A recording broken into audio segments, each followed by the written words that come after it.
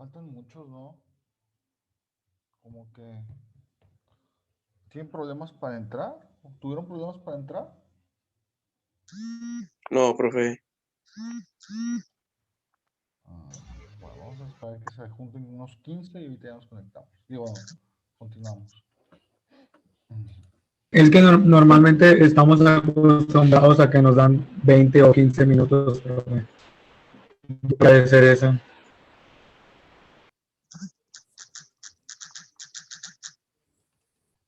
Ok, entonces, las confusiones entre probabilidad y estadística. Dice, existen sin embargo confusiones... Profe, mándeme, perdón que lo interrumpa. dime. Nos vamos a volver a anotar en el chat. Sí, por favor. Ok, gracias. Ok, dice, existen sin embargo confusiones acerca de la diferencia, similitud y nexo entre la probabilidad y estadística. Y con mucha frecuencia se piensa como conceptos sinónimos o equivalentes. Este asunto no es de menor importancia y adquiere una gran relevancia cuando esto se traduce en potenciales errores conceptuales y operativos, ya que si no conocemos cuál es el nicho y la gama de aplicación Te de dejo cada... algo para que comas. Al rato vengo para dejarte jugo. Ok. Entonces, repito, eso se traduce en potenciales errores conceptuales y operativos, ya que si no conocemos cuál es el nicho y la gama de aplicación de cada una de estas áreas, se puede cometer importantes errores al respecto. Dice, un ejemplo es el siguiente. Supongamos que se llevará a cabo un ejercicio de acopio de información mediante un proceso de aplicación de encuestas a una muestra de estudiantes de la UNAM con la finalidad de conocer su punto de vista acerca de la implementación de una nueva política académica. Por ejemplo, subir el estándar académico de una nota mínima aprobatoria de 7 a 8. El proceso del diseño de muestreo es una tarea en estricto sentido probabilística y dependiendo del esquema que se proponga, ya sea un muestreo aleatorio simple, muestreo estratificado, muestreo por conglomerados, muestreo en varias etapas, será como se acopia la información, lo cual impacta a la calidad misma de los datos.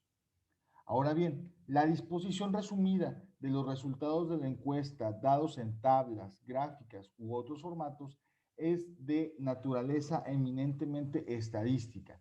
Si el analista, estudiante o el panel de encargados de dicho estudio no tuviera un marco conceptual claro acerca de estas diferencias, podría, por ejemplo, cometerse el error de tratar de aplicar herramientas de naturaleza estadística en el proceso de diseño de muestras, cuando todavía no es el tiempo para ello, o tratar de aplicar resultados de la probabilidad en pasos que ya no lo requieran y que incluso hasta entorpecerían el resultado integral del estudio.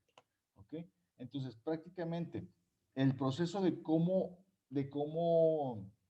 realizar el muestreo o a quién se va a llevar esta encuesta es un tema probabilístico y ya la forma en que los datos se van a presentar y se van a acomodar, pues ya es una forma de la estadística.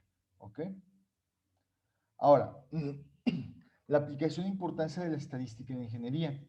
La estadística ha estado a través del tiempo junto a la capacidad del ser humano de crear nuevas formas de analizar o calcular diversos objetos. Desde que existe la ingeniería, esta ha estado en conjunto con la estadística, utilizándola como herramienta para realizar importantes avances de datos recopilados de experimentos de uno u otro, de otro tipo.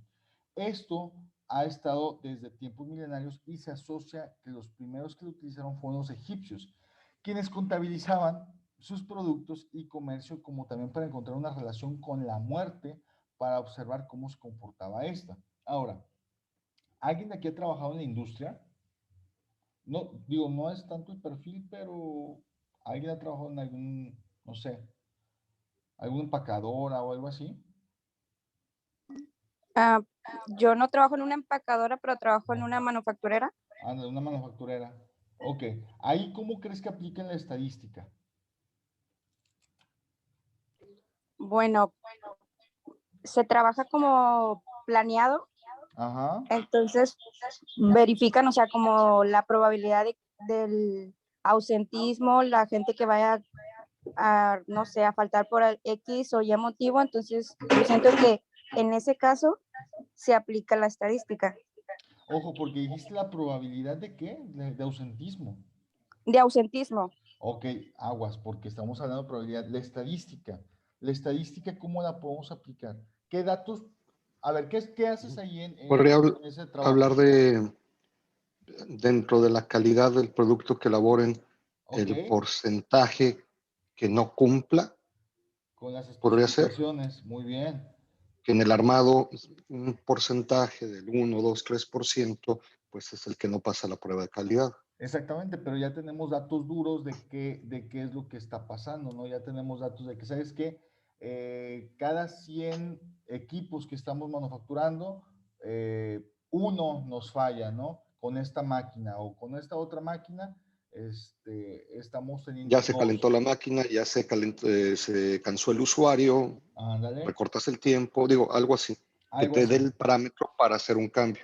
Exactamente, entonces aquí ya tenemos, como decíamos, datos, estamos analizando los datos de cómo va sucediendo, ¿sí? Este tipo de situaciones. Por decir, en la planta donde yo trabajaba, se tenían las estadísticas de cada cuánto se le tenía que hacer un mantenimiento preventivo a, a los contenedores de líquidos calientes.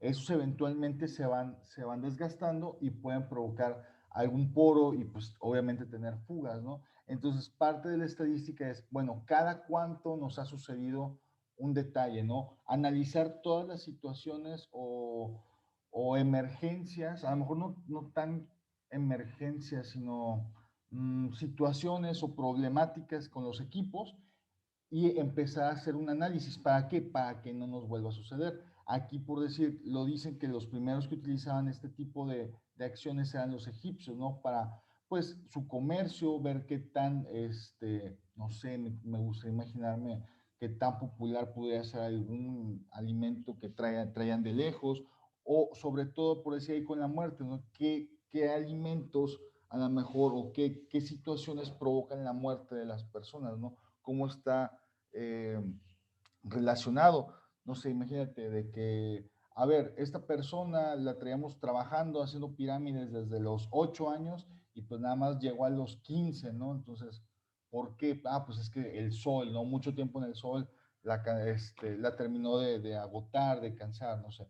Cosas así, ¿no? Y bueno, aplicado a la ingeniería va más sobre la necesidad de tener precauciones o prever situaciones a futuro, pues para poder evitarlas, ¿no? O contenerlas a tiempo. Dice Por también, ejemplo, mándeme. en ingeniería en estructuras, Ah, ok. tú haces el cálculo, vigas, acero, concreto, lo que sea. Lo Ujú. haces pues, con una forma matemática y precisa. Ajá. Pero además le agregas un factor de seguridad. Ok. O sea, ese factor de seguridad pues sale de la estadística, de han fallado, han colapsado, hay viento, hay temblores, entonces ahí tienes que agregar tu factor de seguridad, Claro. que es un porcentaje más de lo que normalmente calculas. Sí, y sobre todo para prever, ¿no? Las situaciones que pudieran estar aconteciendo. Prevenir algún desastre, prevenir alguna muerte, todo eso, pues es muy necesario, ¿no? Caemos en lo mismo, la estadística nos ayuda en todo esto. Ahora, la estadística es una herramienta básica en negocios y producción. Es usada para entender la variabilidad de sistemas de medida, control de procesos, así como el control estadístico de procesos para compilar datos y poder tomar decisiones a futuro. En estas aplicaciones es una herramienta vital y seguramente la única disponible. La importancia en la participación de la industria radica en el aumento de la calidad, como nos comentaba el compañero Raúl, ya que las técnicas estadísticas pueden emplearse para describir y comprender la variabilidad, que es el resultado de los cambios en las condiciones bajo las que se hacen estas observaciones. En la mayoría de los cálculos existe algún tipo de incertidumbre o error humano. Entonces, la estadística intenta brindar cálculos e información con mayor exactitud. Además, se le agrega una herramienta que ha surgido con una gran eficacia llamada computadoras, que por medio de diversas aplicaciones existentes en la actualidad puede hacer que cualquier persona pueda hacer su propio procedimiento. Bijak, Klinger y Olaya expresan: en ingeniería puede preferirse una solución que no es la óptima absoluta, pero que se aproxima bastante bien a los requerimientos, si esta es mucho más rápida y o barata que la óptima. Ahora, representación gráfica de datos estadísticos. Cuando se muestran los datos estadísticos a través de representaciones gráficas, se ha de adaptar el contenido a la información visual que se pretende transmitir. Para ello se barajan múltiples formas de presentación. Tenemos las típicas, los diagramas de barras, muestran los valores de las frecuencias absolutas sobre un sistema de ejes cartesianos cuando la variable es discreta o cualitativa. Luego tenemos los histogramas, que son similares a los diagramas, pero son formas especiales de diagramas de barras para distribuciones cuantitativas continuas. Tenemos también los polígonos de frecuencias formados por líneas poligonales abiertas sobre un sistema de ejes cartesianos. Gráficos de sectores, los que son de circulares o los de pastel, dividen un círculo en porciones proporcionales según el valor de las frecuencias relativas. También tenemos los pictogramas o representaciones visuales figurativas, que en realidad son diagramas de barras en los que las barras se sustituyen con dibujos alusivos a las variables. Tenemos también los cartogramas, que son expresiones gráficas a modo de mapas, y las pirámides de población, que son para clasificaciones de grupo de población por sexo y edad. Y tenemos aquí varios ejemplos, ¿sí?, de los que ya habíamos hablado. Diagramas de barras, ¿sí?, es un gráfico que se utiliza para representar datos de variables cualitativas discretas. Está formado por barras rectangulares cuya altura es proporcional a la frecuencia de cada uno de los valores de la variable. Las principales características del diagrama de barras son: en el eje de las abscisas, o sea, las horizontales, se colocan las cualidades de la variable, si la variable es cualitativa, o los valores de dicha variable, si es discreta. En el eje de las ordenadas, o sea, de las verticales, se colocan las barras proporcionales a la frecuencia relativa o absoluta del dato. Y aquí tenemos pues un ejemplo, ¿no? Estos son de primaria. Pero bueno, pueden ser de primaria porque ahí nos las enseñan, pero realmente son muy útiles en casi todas las empresas, industrias, etc. Las gráficas pueden ser horizontales o verticales, según si los valores de la variable se reflejan en el eje horizontal o en el vertical. Todas las barras deben tener el mismo ancho y no deben superponerse las unas con las otras. A ver, espérenme. Se me movió aquí. Ok, tipos de gráficas de barras. Tenemos el gráfico de barras sencillo. Representa los datos de una única serie o conjunto de datos. También tenemos el gráfico de barras agrupado, que representa los datos de dos o más series o conjuntos de datos. Cada serie se representa en un mismo color y las barras se colocan una al lado de la otra por categoría de las variables para comparar las series de datos. Por decir, aquí tenemos una gráfica de barras donde estamos comparando la sexo y edad, o sea, hombres y mujeres. Los hombres van con verde, las mujeres van con ese color como naranjita, y estamos viendo más o menos la distribución, ¿no?, de edades. Por decir, hombres de 1 año a los 25, ¿sí?, están más o menos como en un 135,000 personas, ¿no?, un aproximado. Sin embargo, tenemos la comparación de mujeres igual, del mismo rango de edades, de 1 a 25 años, pues que sobrepasan los 150, digamos unos 160,000 mujeres que entran en este rango de edad. Luego tenemos los de 26 a 50 años, tenemos los hombres con unos, no sé, digamos 115, 120 mil hombres dentro de este rango de edad. Y en mujeres, pues la comparación, ¿no? Mujeres de 26 a 50 años, pues están abajito de los 100 mil, digamos unos 95 mil. Y así con los otros dos ejemplos, ¿no? Edades de 51 a 75, de 76 a 100 años.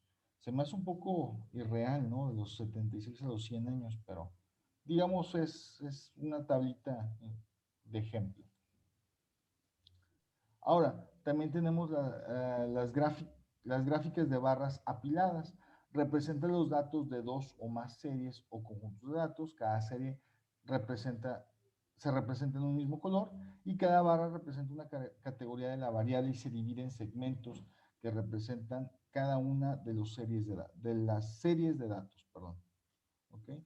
Entonces, por aquí podemos ir viendo más o menos cuáles son las cantidades de hombres y mujeres. Este casi no se ve, pero es muy similar al anterior, ¿no? Nada más que tiene una diferente presentación. Después tenemos la pirámide de población. Una pirámide de población es un diagrama de barras bidireccional, o sea, hacia la derecha y hacia la izquierda, que muestra la población de sexo y rangos de edad en un momento determinado. En el eje vertical se representan los intervalos de edades y en el eje horizontal se representan los porcentajes de población. En una dirección se representarán los hombres y en el otro las mujeres. Entonces tenemos del centro a la derecha tenemos a las mujeres y del centro hacia la izquierda tenemos a los hombres, ¿no? Y por el lado vertical, aquí tenemos lo que son los intervalos de edad. Tenemos de 0 a 9 años, tenemos que hay un 5% de hombres más o menos, y de mujeres digamos que es un 6%, ¿no? Aquí es un 4.5 a lo mejor, ya que es un 6%, hablando de este nivel, ¿no? De los 0 a los 9 años. Después tenemos otro intervalo que sería de 10 años a 19, pues tenemos que ahí hombres representan un poquito más del 5%, igual que las mujeres, ¿no? El 5%. Y ahí podemos ver distribuido la edad y el sexo de estas personas, ¿no? A lo mejor de lo que representan la población de un país o de alguna ciudad, no sé.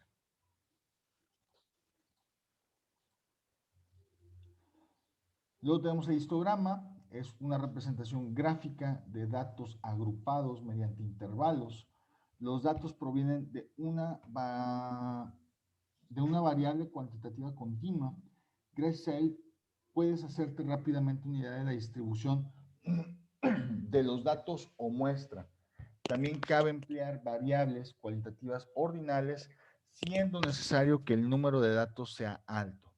Un histograma es un conjunto de barras rectangulares verticales que su altura es proporcional a las frecuencias absolutas de cada uno de los intervalos.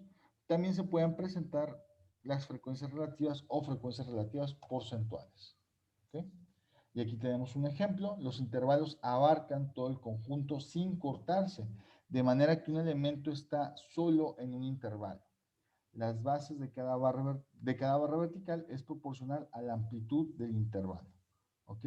Tenemos aquí tiempo de espera en minutos del lado horizontal y del lado vertical tenemos los clientes, ¿no? ¿Cuántos clientes van a tener un tiempo de espera de 0 a 10 minutos? Pues tenemos aquí representado aproximadamente unos 53 clientes, ¿no? Ahora, en el conjunto siguiente tenemos de 11 a 20 minutos, pues ya tenemos a lo que sean unos 40 y tantos clientes.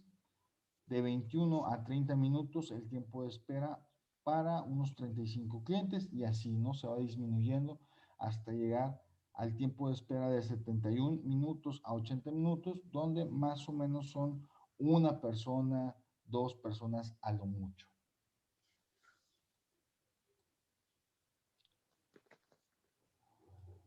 Ok, después tenemos polígonos de frecuencias asociados a un histograma. Un polígono de frecuencias es un gráfico que se utiliza para variables cuantitativas discretas. se representa mediante puntos que señalan la frecuencia absoluta de cada valor y líneas que unen los puntos consecutivos. Se puede dibujar un polígono de frecuencias a partir de un histograma. Para ello se deben unir puntos medios de la base superior de los rectángulos. Y aquí los podemos ver, ¿no? Tenemos unos puntitos y se van uniendo unos con otros. Después tenemos este que también es muy conocido desde primaria, ¿no? El diagrama circular. Tiene su chiste realmente este, en base a los datos que tenga y la forma en que vamos a dividirlo. Yo digo que en la próxima clase vamos a intentar hacer uno de estos porque realmente este es uno de los más... Yo pienso que el diagrama circular es uno de los diagramas más fáciles de entender por cuestión a los colores que se manejan, a que es meramente visual y nos ayuda a comprender más los porcentajes, ¿no? Para la gente que llega a batallar con eso. Dice el diagrama circular, también llamado gráfica circular, gráfica de pastel o diagrama de sectores, sirve para representar variables cualitativas o discretas. Se utiliza para representar la proporción de elementos de cada uno de los valores de la variable. Consiste en partir el círculo en porciones proporcionales a la frecuencia relativa. Entiéndase como porción la parte del círculo que representa cada valor que toma la variable. ¿Okay?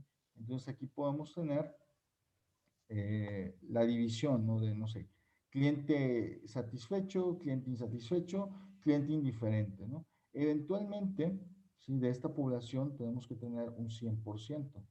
¿Sí?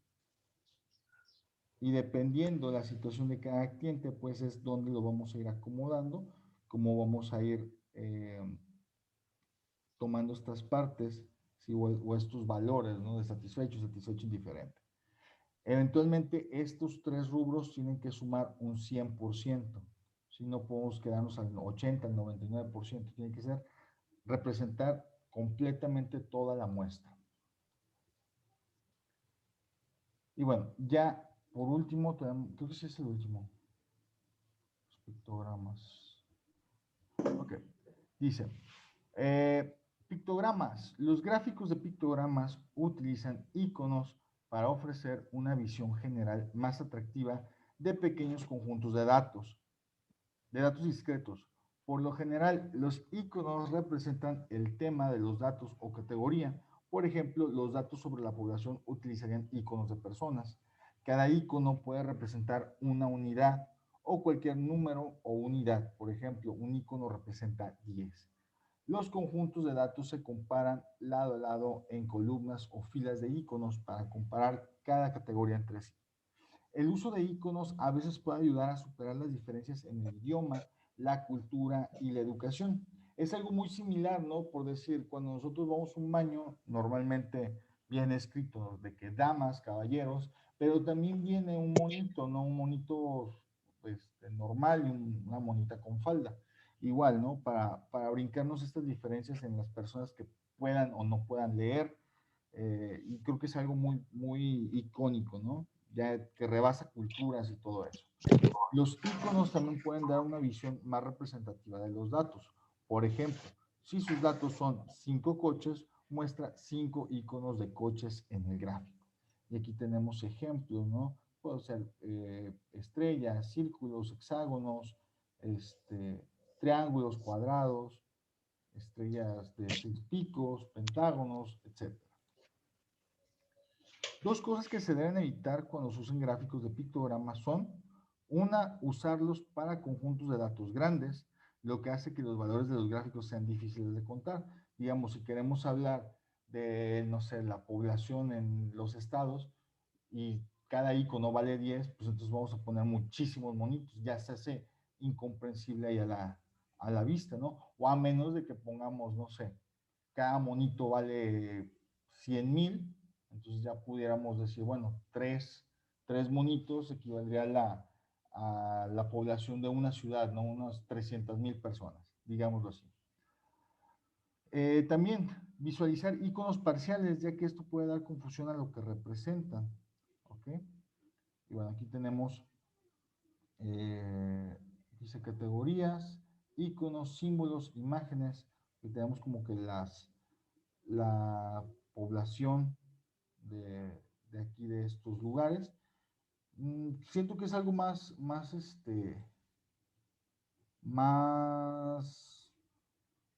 ¿cómo te digo? Más objetivo, ¿no?